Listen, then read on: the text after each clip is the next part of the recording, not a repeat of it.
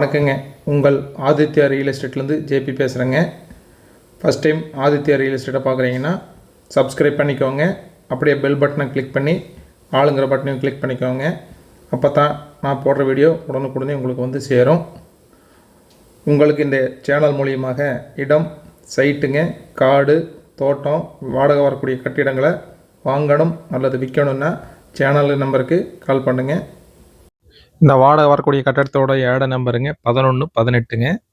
உங்களுக்கு இந்த இடம் பிடிச்சிருந்ததுன்னா கால் பண்ணும்போது இந்த நம்பர் சொல்லி கால் பண்ணுங்கள். நாம் இப்போ பார்க்க வந்த இடம் இதானுங்க. தார் ரோட் ஃபேஸ்லேயே மெயின் ரோட் ஃபேஸ்லேயே இருக்குதுங்க. நல்ல மெயின் ரோட் ஃபேஸ்லேயே இருக்குதுங்க. நல்ல டெவலப்பான ஏரியாவிலேயே அமைஞ்சிருக்குது. ஃபுல் அண்ட் ஃபுல்லுங்க ரெசிடென்ஷியல் ஏரியாவும் இருக்குதுங்க. வீடுகளும் நிறைய நிறைஞ்ச பகுதிகளாக இருக்குது. மொத்தம் வந்து 2 கடைங்க, 4 வீடுங்க. மொத்தம் வந்து 2.25 சென்ட்டுங்க. கடைக்கு ஈபி கனெக்ஷன் தனியாக இருக்குதுங்க. அது போக வந்து வீட்டுக்குமே பார்த்தீங்கன்னா ஈபி கனெக்ஷன் இருக்குதுங்க. தண்ணி தொட்டி இருக்குதுங்க, போர் இருக்குதுங்க, மோட்டர் இருக்குது, அவுட்டர் பாத்ரூம் இருக்குது. மொத்தம் 4 வீட்டுக்கு சேர்ந்து வந்துங்க 24,000 வாடகை வருதுன்னு சொல்லியிருக்கிறாங்க. அது போக 2 கடைக்கு சேர்த்தி. இது பேங்க் லோனு கூட வாங்கி தரலாங்க.